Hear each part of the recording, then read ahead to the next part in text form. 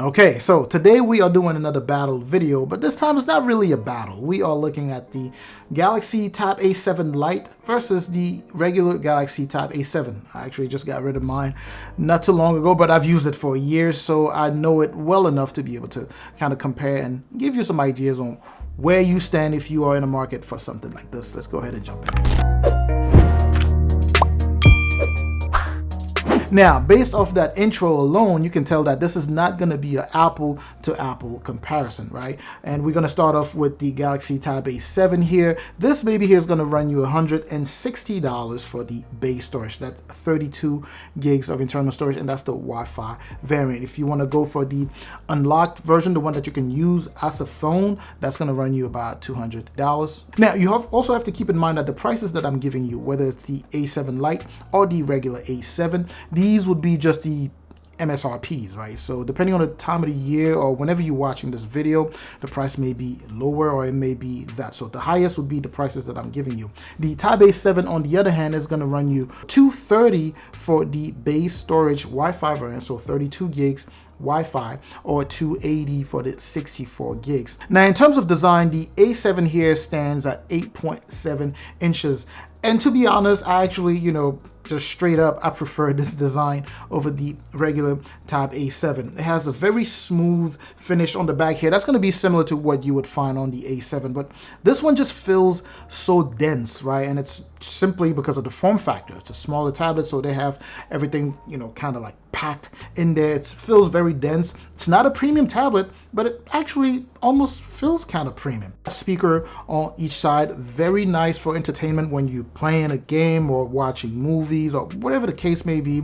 Very nice speakers there. Not as loud as the Galaxy Tab A7. The Tab A7 does have a quad speaker setup, not tuned by AKG, but they sound so freaking loud. Way louder than this guy. This is nothing near that, but still, the audio coming out of this guy, very nice. Then you have the usual suspects on both tablets, right? So you have the power button, the volume rocker, you have a USB Type-C port. As I mentioned, you have the mic, and you have a headphone jack on the Galaxy Tab A7 Lite here, just like it is the case with the Galaxy Tab A7. The regular Tab A7 is a much larger tablet. It stands at 10.4 inches. So compared to this guy here, the form factor is completely different, right? So you have a 10.4 inches versus an 8.7 inches in terms of display. You also have 1200 by 2000 for the resolution. You really do have a great display on that Tab A7. It is fantastic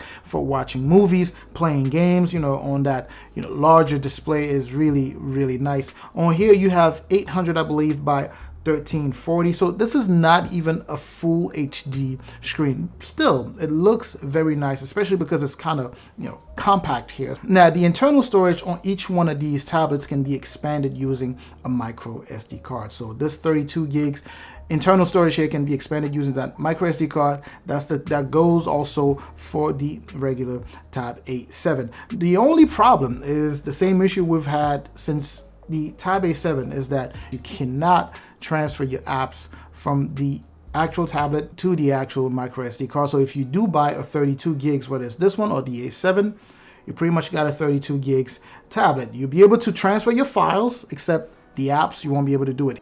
You are starting here with 3 gigs of RAM, so it's 32 gigs of internal storage, 3 gigs of RAM, and that goes also with the Galaxy Tab A7 that I had here that also was 32 gigs. So the base one has 32 gigs of internal storage and 3 gigs of RAM. The A7 Lite here is running a MediaTek Helio P22T. That's the processor that is loaded here. And if you are familiar with these chips or processors in general, then you can already tell that that is not really a powerful processor. It's not a productivity processor. Now, I'm not saying that the regular Tab A7 has a productivity processor in there, but it is powered by a Snapdragon 662, which actually performs way better than this guy. With this, once you start using it, you will notice the lag. If your type of usage leans towards productivity, you might get a little bit frustrated with this.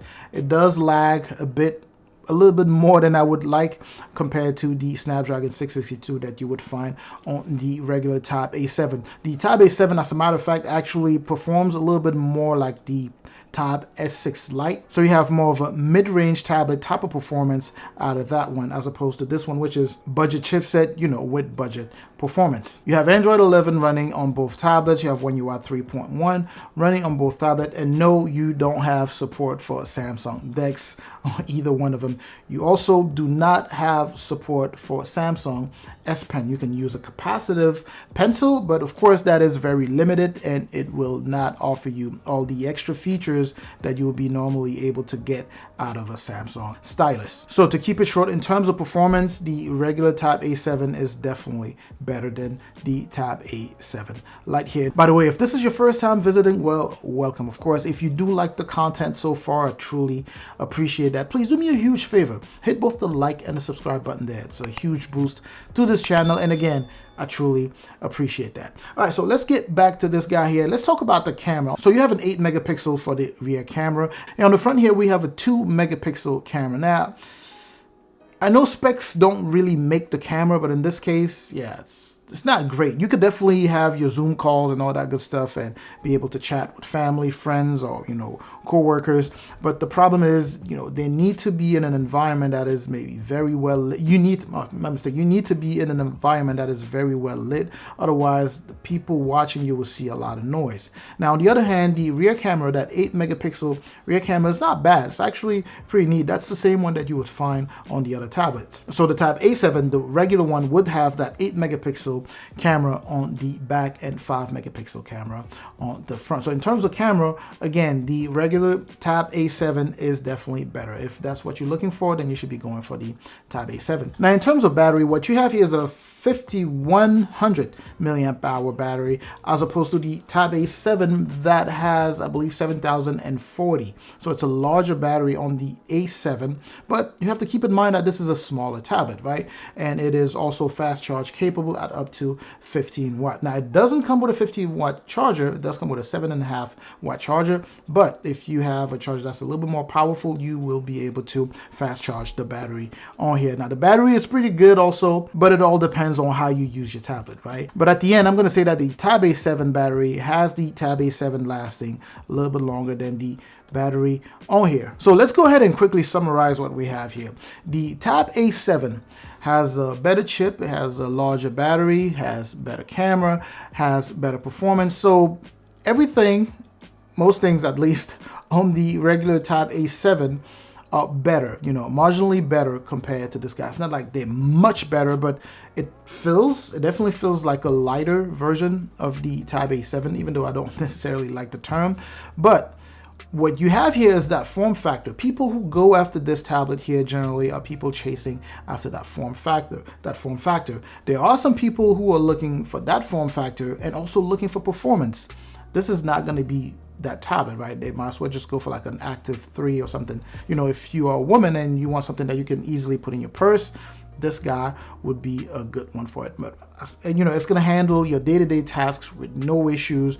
But once you start pushing productivity, it will start causing, maybe not causing problem, but it will start lagging, right? It could get frustrating. And on the go for watching movies, you know, for your everyday tasks, as I mentioned, just navigating the internet, checking your emails, doing things like that, this is perfect. You know, plus you're going to be doing that at a cheaper price, you know, at a much more affordable price compared to the Tab A7.